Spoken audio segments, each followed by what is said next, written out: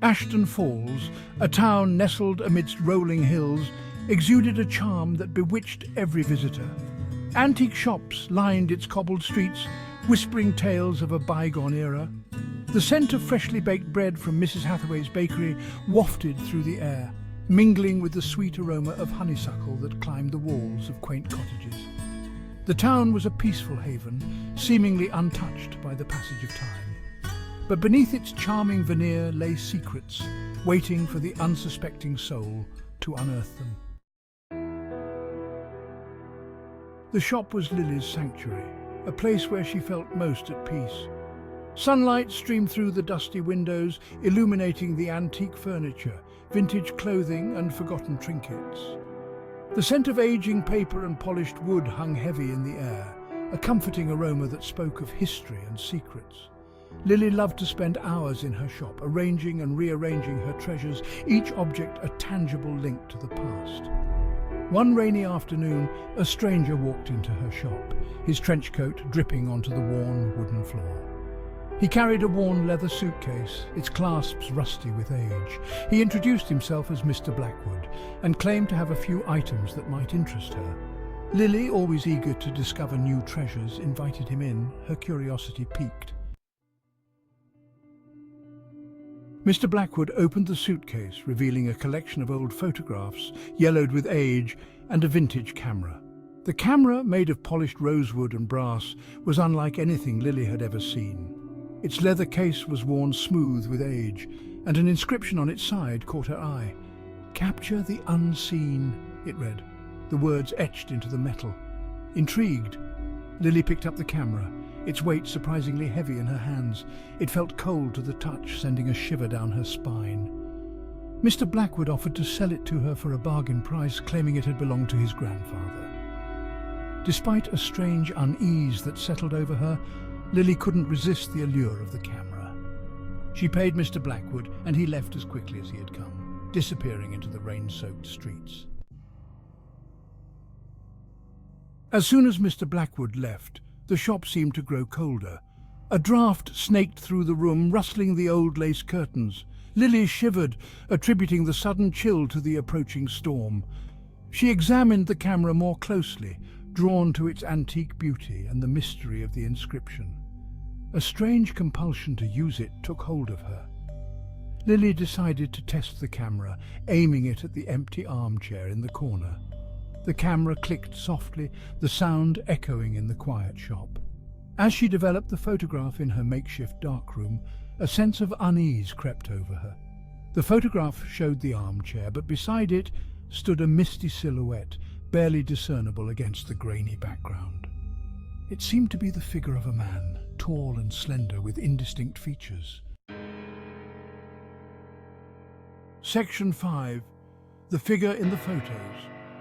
Lily dismissed the figure as a trick of the light, a flaw in the old camera's mechanism.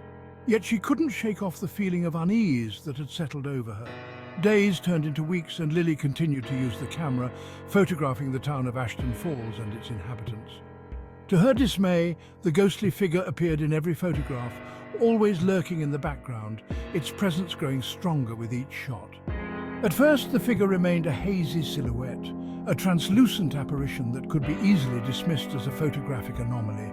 But as Lily continued to use the camera, the figure became clearer, its features sharpening.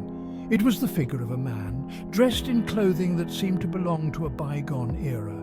His face, though still obscured, held an expression of profound sadness. Section 6. Whispers and Warnings. The townsfolk, a superstitious lot, began to whisper about Lily and her camera. They muttered about the strange figure that appeared in her photographs, claiming it to be the ghost of a man who had died in Ashton Falls many years ago. Lily tried to ignore the whispers, but the fear in their eyes was contagious. Her best friend Emily, concerned about Lily's growing obsession with the camera and the ghostly figure in her photographs, urged her to get rid of it. "There are some things, Lily, that are best left undisturbed," Emily warned, her voice filled with concern. But Lily, captivated by the mystery of the camera and the ghostly presence it revealed, refused to listen. Section 7. The camera dominates her life. Lily's days and nights revolved around the camera. The antique shop, once her haven, now felt like a prison, its familiar objects now merely potential backdrops for her spectral subject. She neglected her work, her friends, and her health, her entire being consumed by the pursuit of the ghostly figure that haunted her photographs. The camera felt warm in her hands, its brass elements almost hot to the touch. The inscription, "Capture the Unseen," seemed to mock her, a constant reminder of the haunting secret she had unlocked. Her dreams were filled with images of the ghostly figure, its sorrowful eyes boring into her soul.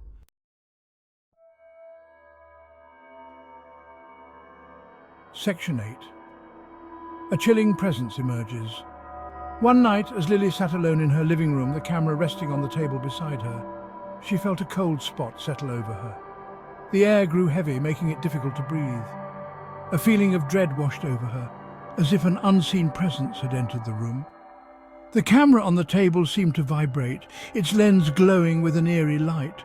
Then she heard it, a soft whisper coming from the corner of the room. It was a man's voice, filled with sorrow and longing. Lily's blood ran cold. She was no longer alone in her home. The ghostly presence that had haunted her photographs had crossed over into her world. Section 9. The Apparition. Terror lent speed to her limbs. She stumbled back, knocking over a vase of lilies. The delicate flowers scattered across the floor, their sweet fragrance overwhelmed by the metallic tang of fear. The ghostly voice grew louder, echoing around the room, calling her name. And then she saw him. The ghostly figure from her photographs materialized before her very eyes. He stood in the center of the room, a somber figure wreathed in an ethereal glow. His clothes, though old-fashioned, were impeccably tailored. His face, no longer obscured, was that of a man in his late 20s with piercing blue eyes that seemed to see right through her. Section 10. Reality blurs. Lily backed away, her heart pounding in her chest. Her hand trembled as she reached for the phone, but her fingers fumbled with the buttons. The ghostly figure took a step toward her, his eyes filled with a mixture of sadness and longing. "Don't be afraid," he whispered, his voice echoing in the room. "I mean you no harm." But his words provided no comfort. Lily's vision blurred, her breath coming in ragged gasps. The room spun, the boundaries between the real and the spectral dissolving into a dizzying kaleidoscope of fear. The haunting presence from the camera was no longer confined to the realm of photographs. It was real, and it was here, its ghostly touch sending shivers down her spine.